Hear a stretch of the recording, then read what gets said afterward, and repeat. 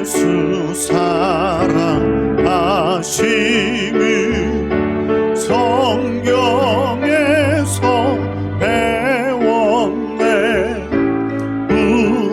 우리들은 약하나 예수 권세 많도다.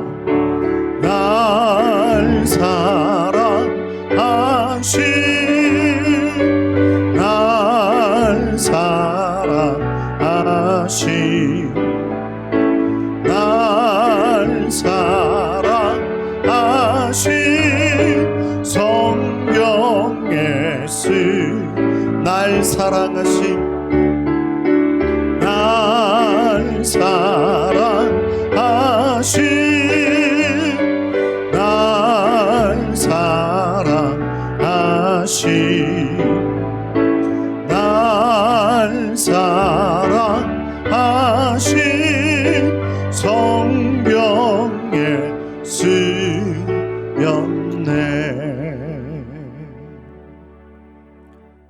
네, 우리 옆에 뭔가 인사하실까요? 방학 잘 보내셨습니까? 방학 잘 보내셨습니까? 우리 구역 사역자 모임, 또 구역 모임, 또 방학 중에 또 더운 날씨 속에 또 건강하게 지내시다가 다시 이렇게 또 만나게 되어서 참 반갑습니다. 우리 이쪽이 1교구, 이쪽이 2교구인가요? 2교구는 오늘 다들 그죠? 코로나 때문에 그러신가? 네. 자, 이제 새로운 마음으로 새로운 우리 학기를 또 시작하려고 하고요. 특별히 지금 정부 발표에 따르면 10월 말 11월 정도 된 위드 코로나 시대로 그렇게 이제 조금 더 여러 가지 지금까지 계속 좀 더 억압하는 그런 분위기였다면 조금 더 풀려질 그런 상황이 또 곧 올 것 같습니다. 그래서 그날을 우리가 더 기도로 또 준비할 수 있었으면 좋겠고요. 또 그날을 위해서 또 우리 기도하고 특별히 구역 식구들을 더 좀 잘 좀 챙기고 또 양육하고 돌보는 그런 우리 구역 사역자들 다 되시기를 바랍니다. 자, 우리 화면 띄워주시겠어요? 네. 자, 오늘은 세상을 변화시키는 교회에 대해서 말씀을 나누려고 합니다. 먼저 위대한 명령, 전도의 사명, 그리고 위대한 계명, 사랑의 계명. 오늘은 이 두 가지를 중심으로 우리가 정말 참 사랑을 가지고 주의 복음을 증거할 때에 비로소 세상을 변화시키는 그런 교회, 그런 성도가 될 수 있다라는 사실을 다시 한번 확인하는 그런 시간 되었으면 좋겠습니다. 우리 신명기 6장 4절 5절 같이 읽어볼까요? 시작.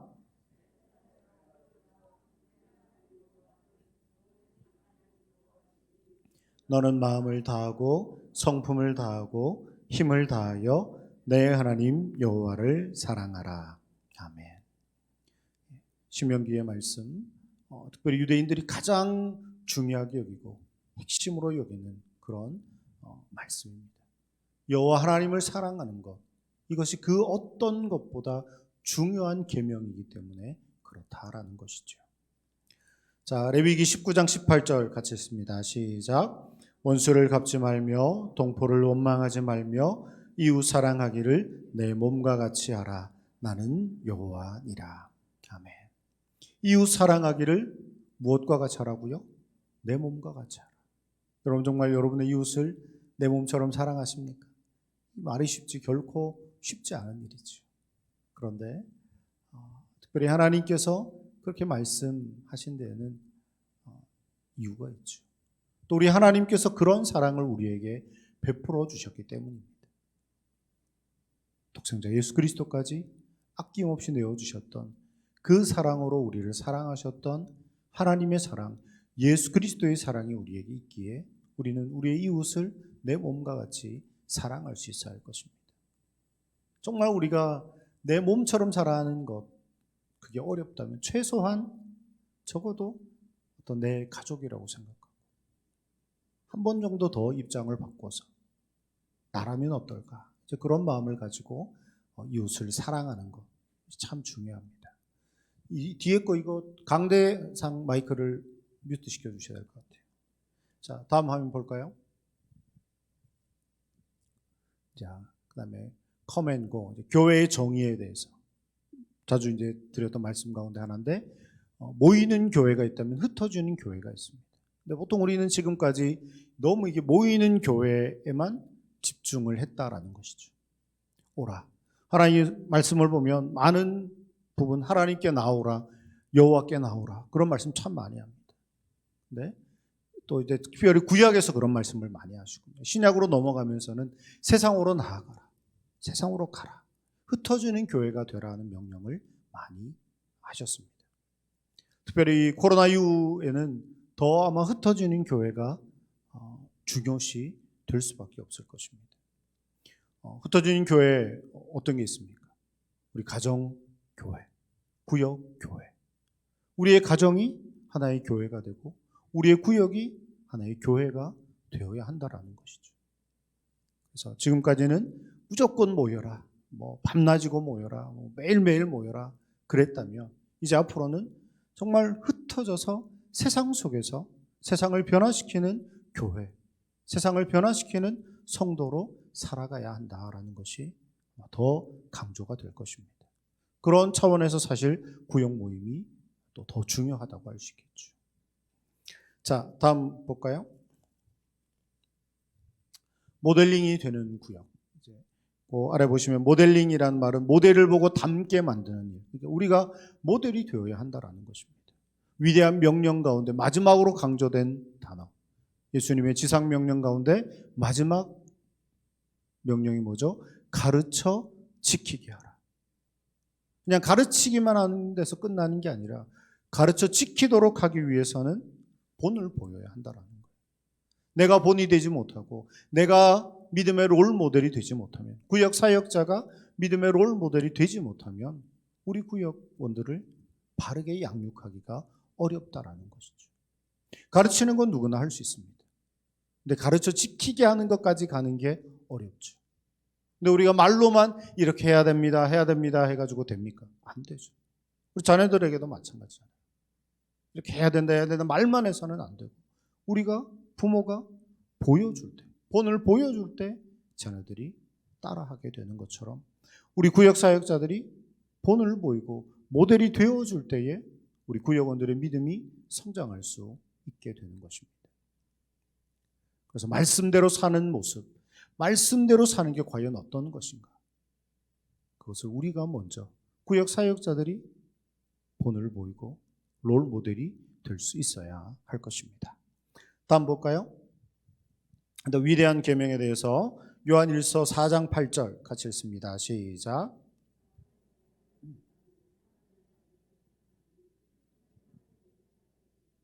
아멘. 하나님은 사랑이십니다.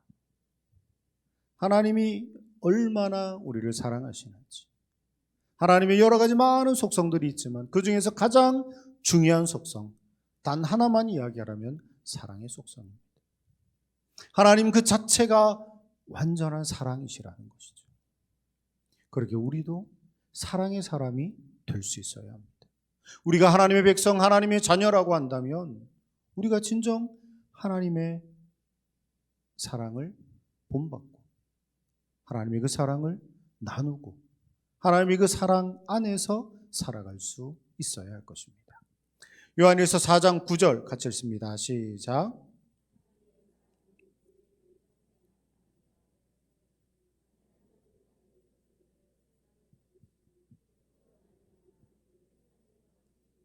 아멘. 하나님의 사랑, 그것을 가장 대표적으로 보여준 예가 바로 독생자 예수 그리스도를 이 땅에 보내주신 것입니다. 우리가 차라리 내가 아픈 게 낫지 내 자식이 아픈 거 보기 어렵잖아요. 하나님의 마음도 마찬가지라는 거예요. 독생자 예수 그리스도를 이 땅에 보내시는 그것은 결코 아무나 할 수 있는 일이 아니었습니다. 가장 큰 사랑, 가장 귀한 그 생명을 우리에게 보내주신 그 하나님의 사랑을 우리가 결코 잊지 말아야 할 것입니다. 다음 페이지 볼까요? 요한일서 4장 13절 같이 읽습니다. 시작.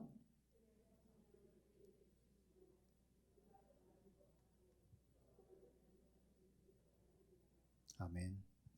예수님을 보내신 하나님께서 예수님이 이제 부활하시고 승천하신 이후에 성령을 또 우리에게 보내주셨습니다. 그리고 하나님의 영, 성령이 우리와 늘 동행하고 우리와 함께하고 우리의 삶을 인도하시도록 그런 귀한 성령 하나님을 우리에게 허락해 주셨다라는 거예요. 성령 하나님이 늘 우리와 함께 하신다라는 그 믿음을 가지고 살아가는 것, 그게 성령 충만입니다. 그냥 기도만 열심히 한다고 성령 충만이 아니라 늘 성령 하나님이 내 삶 속에 함께 하시고 내 삶을 인도하신다라는 믿음의 고백을 할 수 있어야 한다라는 거예요. 성령을 주신 하나님의 그 사랑, 성령 하나님의 영이 우리와 함께 하신다라는 것은 곧 하나님이 우리와 함께 하신다라는 그런 의미죠. 자, 요한일서 4장 20절 21절 같이 읽습니다. 시작.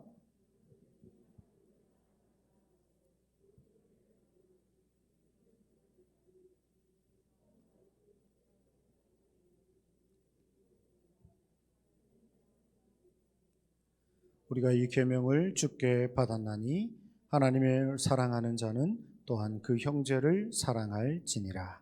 아멘. 하나님을 사랑하는 자는 그 형제를, 그 이웃을, 그 지체를, 모든 사람을 사랑한다. 그것이 하나님 사랑의 핵심입니다. 그냥 우리가 하나님 사랑합니다 말만 해서 되느냐 아니라는 거죠. 여기도 보면 하나님을 사랑하노라고 형제를 미워하면 거짓말하는 자다, 그렇게 말씀하고 있습니다. 사실 우리가 여러 가지 관계성 속에서 정말 사랑하기 힘든 사람을 만날 수 있습니다. 그럼에도 불구하고 하나님의 사랑으로 사랑할 수 있어야 한다라는 거예요. 나는 사랑할 수 없어도 하나님의 영이 내 안에 거하시기에 그 하나님께 맡겨드리고 성령의 인도하심에 맡겨드릴 때 비로소 우리는 사랑할 수 없는 사람까지도 사랑할 수 있게 되는 것입니다. 하나님의 사랑이 반드시 이웃 사랑으로 이어져야 합니다. 너무 우리는 하나님 사랑까지만 머무르는 경우가 많아요. 거기서 더 나아가서 그 하나님의 사랑으로 이웃을 사랑하는, 받은 사랑이 너무나도 크기에 우리가 1만 달란트의 빚을 탕감받은 그런 사람이기에 100데나리온의 그 죄는, 그 잘못은 우리가 용서해 줄 수 있어야 한다라는 것이죠.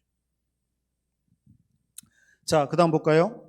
누가복음 10장 25절에서 27절 같이 읽습니다. 시작.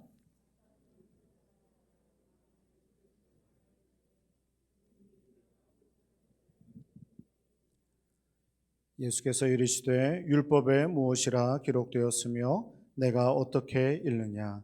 대답하여 이르되 내 마음을 다하며 목숨을 다하며 힘을 다하며 뜻을 다하여 주 너의 하나님을 사랑하고 또한 내 이웃을 내 자신같이 사랑하라 하였나이다. 율법 교사가 예수님이 와서 질문합니다. 무엇을 하여야, 우리가 어떻게 해야 영생을 얻을 수 있겠습니까? 이제 예수님이 다시 질문하시죠. 율법에 뭐라고 되어 있냐? 그랬더니 이 사람이 하는 말이 하나님을 사랑하고 내 이웃을 사랑하라 하셨습니다. 하나님 사랑, 이웃 사랑, 그것이 율법의 핵심이고 그것이 바로 영생을 얻기 위한 유일한 길이라는 것이죠. 우리가 예수를 믿습니다, 거기서 끝나버려서는 안 된다는 거예요. 예수님을 믿는 사람은 예수 그리스도의 영이신 성령께서 우리와 함께 하시는 사람이기 때문에 우리는 그 하나님의 영의 인도하심 속에 더욱 하나님을 사랑하고 이웃을 사랑하는 삶을 살 수밖에 없다라는 것입니다. 과연 내 안에 하나님의 사랑이, 예수 그리스도의 사랑이, 성령의 사랑이 넘쳐나고 있는지를 다시 한번 깊이 돌아보시고 하나님 내게 사랑의 영을 부어주십시오. 하나님의 영을 넘치도록 부어주십시오. 그래서 나는 날 수 없어도 하나님의 그 사랑으로, 성령의 그 사랑으로 모든 사람을 사랑하고 섬기게 해주십시오. 그렇게 기도할 수 있어야 할 것입니다. 보통 우리가 세 종류의 사람이 있다고 하죠. 꼭 있어야 될 사람, 그 다음에 있으나 마나한 사람, 그 다음에 있어서는 안 될 사람. 요즘 뉴스 보면 정말 어떻게 저런 사람이 있을까 싶을 정도로 있어서는 안 될 것 같은 사람도 있습니다. 근데 중요한 것은 우리 구역 식구들 중에, 우리 구역원들 중에는 이 세 종류의 사람 중에 어떤 사람만 있을까요? 꼭 있어야 될 사람. 왜냐하면 하나님께서 여러분에게 맡겨주신 양떼들이기 때문입니다. 때로는 우리 구역원들 중에 나랑 마음도 맞지 않고 생각도 맞지 않고 참 감당하기 힘든 사람, 연락해도 뭐 대꾸 한번 안 하고 전화하면 막 틱틱거리고 막 끊어버리고 이런 사람이 있다 할지라도, 그럼에도 불구하고 하나님이 내게 맡겨주신 양떼라는 그 마음을 가지고 우리가 더욱 기도할 수 있어야 할 것입니다. 그래서 하나님이 보내신 사람이라는 그 마음을 가지고 우리의 최선을 다해서 그 사람을 돌볼 때에 하나님께서 우리에게 더 풍성한 은혜와 복을 허락해 주실 것입니다. 상처받은 사람, 믿음이 연약한 사람 얼마든지 있을 수 있습니다. 그 상처받은 사람의 상처를 우리가 싸매어주고 위로해주고 함께 아파해주고 함께 기도해 줄 수 있어야 할 것입니다. 믿음이 연약한 사람 왜 그러냐고 지적만 하는 것이 아니라 믿음의 본을 보이고 더 섬기고 더 사랑할 때에 그들이 우리의 그 삶을 통해서, 우리 구역 사역자들의 그 섬김과 헌신을 통해서 변화될 수 있게 될 것입니다. 얼마 전에도 저희 교회 성도들 중에 한 분 이렇게 서울에 잠깐 입원했다가 오신 분 계시더라고요. 그래서 통화를 했는데 살짝 서운해하는 얘기를 하시더라고요.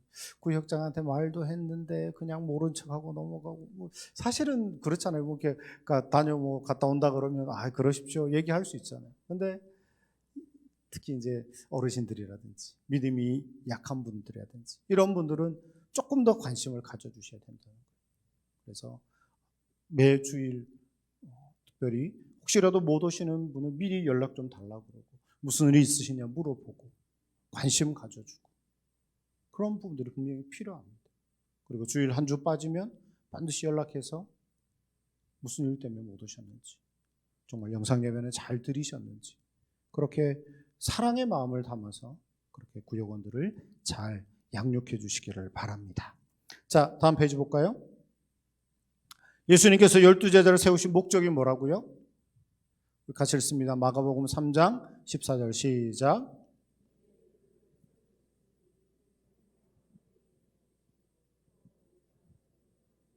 네. 12제자를 세우신 목적은 첫 번째는 함께 있도록 하기 위해서. 주님이 우리와 함께 있기를 원하신다라는 거예요. 우리는 주님과 함께 있는 것만으로도 주님의 제자가 될 수 있습니다. 왜냐하면 우리가 주님과 늘 함께 할 때에 주님이 어떤 분이신지, 주님이 어떤 삶을 사셨는지, 주님이 정말 어떻게 우리를 얼마나 사랑하시는지를 깨달을 수 있기 때문이라는 것이죠. 그렇게 우리가 주님과 함께하는 그 자체로 인하여 우리가 변화될 수 있습니다. 주님처럼 변화되는 거죠. 우리가 부부는 닮는다 그러잖아요. 오래 살면 살수록 닮게 되어 있습니다. 마찬가지로 우리가 주님과 더 오랜 시간 함께하면 함께할수록 그 주님을 닮아갈 수 있어야 한다는 거예요. 그게 변화입니다. 그냥 내 생각, 내 고집만 가지고 사는 게 아니라 주님을 생각하고 주님처럼 변해가는 것, 주님을 닮아가는 것, 그것이 성화라는 것입니다. 그렇게 되면 자연스럽게 주님의 사랑과 복음을 전할 수 있게 되는 것이죠. 전도가 어렵다라고 생각하는데 우리 주님의 사랑이 우리 안에 넘쳐나면, 복음의 능력이 우리 안에 넘쳐나면 자연스럽게 그 전도를 할 수 있게 될 것입니다. 자, 그 다음 페이지 볼까요? 제자들에게 보혜사 성령을 보내시겠다는 이유는 무엇입니까? 요한복음 14장 16절 17절 함께 읽습니다. 시작.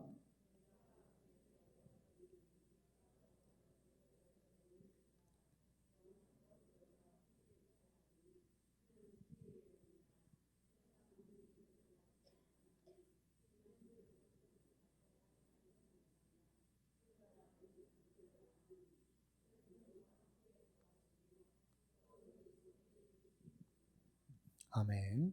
에어컨 좀 끌까요? 보혜사 성령을 보내시겠다 하신 이유. 그 다음 페이지 볼까요? 오셔서 하신 일과 이유가 이제 동일하다고 볼 수 있는데 함께 거하시도록 하기 위해서 보혜사 성령께서 늘 우리와 함께 거하신다. 나는 결코 어떤 순간에도 혼자가 아니라 성령님이 나와 함께 하신다라는 그 사실을 잊지 말아야 할 것입니다. 그 다음으로는 우리 속에 거하신다. 우리 안에 내주하신다. 성령의 내주하심, 성령의 임재하심, 그것이 곧 성령의 충만입니다. 성령께서 우리 안에 거하시고 성령께서 우리의 삶 속에, 우리의 생각 속에 역사하실 때에 우리의 삶이 변화되어지고 우리의 생각이 변화해지고 우리의 육신이 치유되고 회복될 수 있게 된다는 것이죠. 그래서 우리가 늘 성령 하나님을 의지하는 삶을 살아가는 것, 내 안에 예수님이 계시고 내 안에 예수 그리스도의 영 성령님이 계신다는 사실을 잊지 않고 살아가는 것, 그리고 성령님의 인도하심대로 살아갈 때에 비로소 온전한 치유와 변화가 일어나게 된다라는 사실을 꼭 기억하시기를 바랍니다. 자, 마지막 볼까요? 사랑을 실천하기 위해 순종해야 할 것이 무엇인가라고 했을 때에 바울이 가장 많이 강조한 단어가 두 가지인데요. 그리스도 안에서라는 말입니다. 예수 그리스도 안에서. 우리가 예수 그리스도 안에 있을 때에 비로소 사랑을 실천하고 순종할 수 있게 되는 것입니다.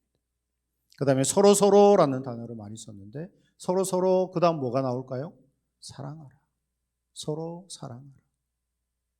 하나님은 사랑이시라. 그러니 너희도 서로 사랑하라.